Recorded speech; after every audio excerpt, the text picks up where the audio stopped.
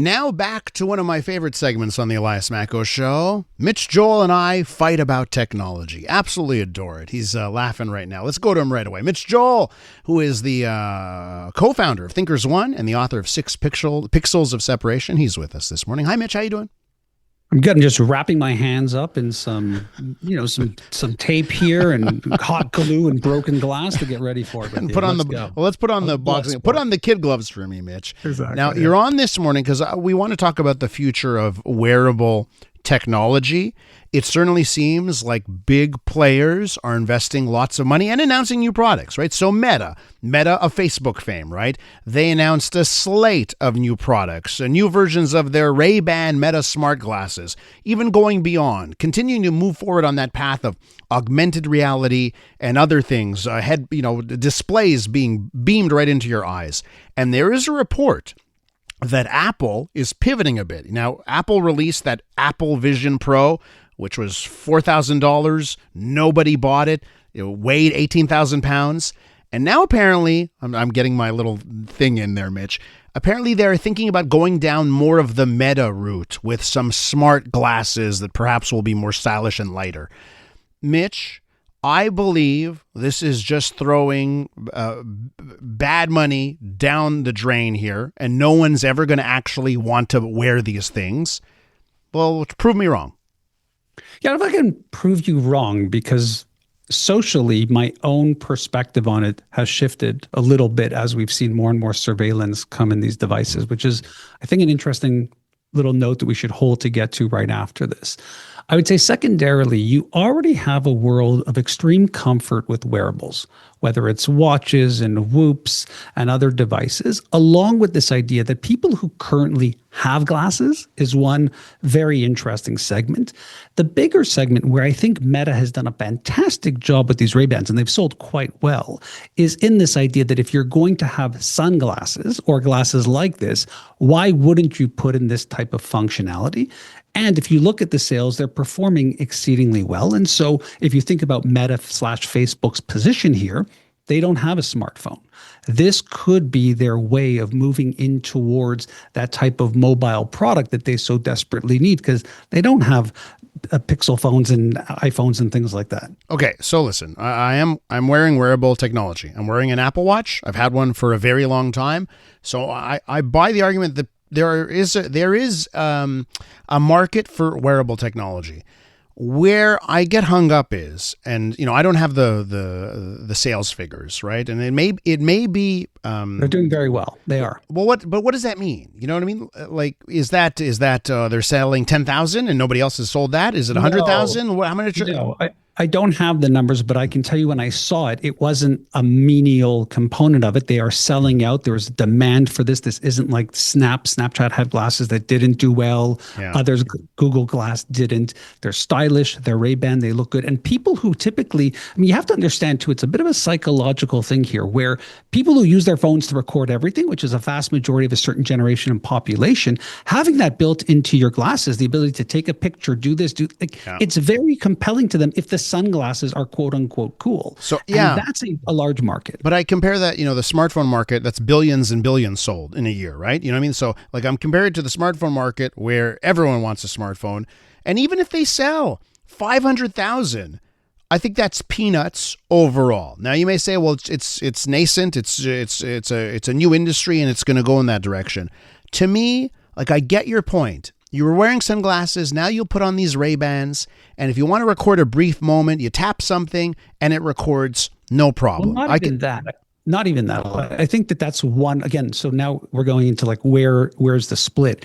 I actually think there's like this big bifurcation between me recording the outside world and me having tools that are available typically on my phone or my watch that I can now get by speaking. Things like speakers built into headphones, things like, I want to just get a contact. I want my map information. I want the information access to this. And what you're hearing from these people who've demoed this Meta Ray-Ban display, the newer one, is they're really impressed with its ability to do both of these things, which creates a dual opportunity. So people saying things like using my voice to be able to control the phone and not having to take it out and get access to my calendar. And they're really enjoying that. Okay. So Mitch, let me give you something to your point here. And boy, here's a text message from a listener. Okay. Christina writes me this. Meta glasses have been a game changer for the blind and visually impaired community. There's that too. We can ask them to tell us what's in front of us, what's around us, what's in a room, what color our clothes are, even to read articles to us. I just got mine this summer for my birthday. I'm so glad I have them. So Christine, I'm so happy for you. Like that use case, this is why this is the great side of technology, okay? And if I knew someone who was visually impaired or blind, I would be so happy, and I'd be so encouraging of using technology like this. But let me just ask this.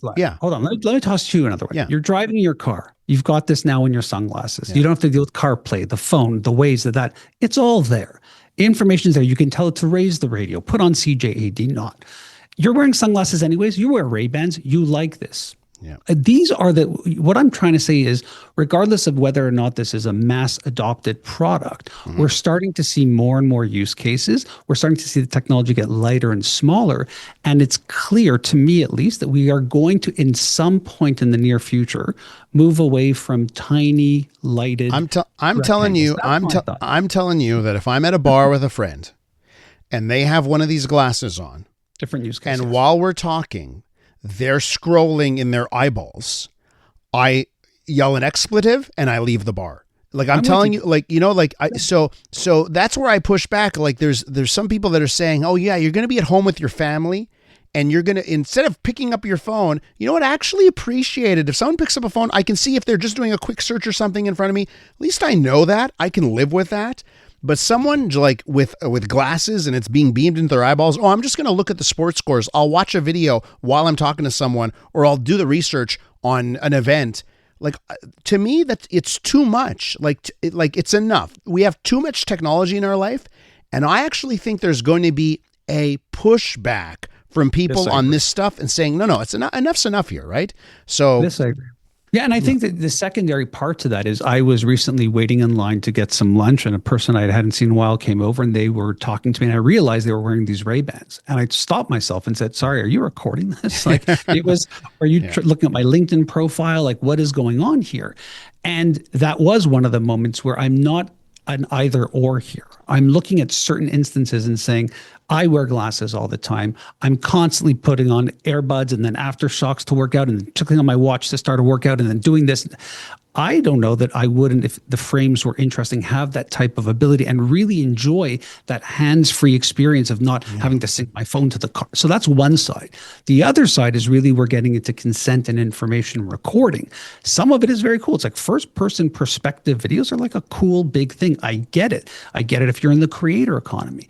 We're going to have this larger cultural conversation, which is, I think, where you're going. So I'm okay with that. But to dismiss it from my perspective, when I see where the product is moving to and the use cases for it, I think it's going to be more and more natural, just like people who are foregoing, as we know, expensive watches or semi-expensive watches to have an Apple Watch or something like that. They're liking the remote to the phone on the watch. And listen, you know, these glasses, they have a light will turn on. They'll tell you if you're being recorded, right? And even if you try and cover up the light, they've got technology to make sure you can't even do that, right? So, like, I appreciate that they've built that in. But, you know, to me, it's very different. You're out with your friends and you're going surfing one weekend and you're out on the beach and you're like, oh, I want to capture this. So you put on the glasses and you record a bit. I'm okay with that. I'm cool with that. But a pervasive nature of glasses everywhere, I don't think anyone's really up for that. But let me push a thought to you. So we're in this bar. You and I are having lunch. Yeah. And I have it on my eyes. I can't do anything without my voice. So while you're talking, I'd have to say, like, you know, Google Glass, whatever. Yeah. Which is like a human would not, I don't think, would do that. Okay, but did you see Mark Zuckerberg? Did you see Mark Zuckerberg using his wrist to manipulate? He's like, look, I could just use my wrist and not say anything. Yeah, certain actions maybe, but not the full functionality of it. Versus, how often are you having lunch with someone and while you're talking, they take out the phone or they look at a text message? So we have these problems, is what I'm trying to say. I think we're going to overcome them. And as voice, clearly what we're seeing, voice is becoming more and more intuitive. I feel like the shift, whether it's the glass or something else, is going to be the dominant way versus going into the phone to take the glowing red, little triangle. So I'm gonna wait to see. My fearless prediction is that these goggles, glasses, headsets, whatever you name them, they will never take off as a mass product.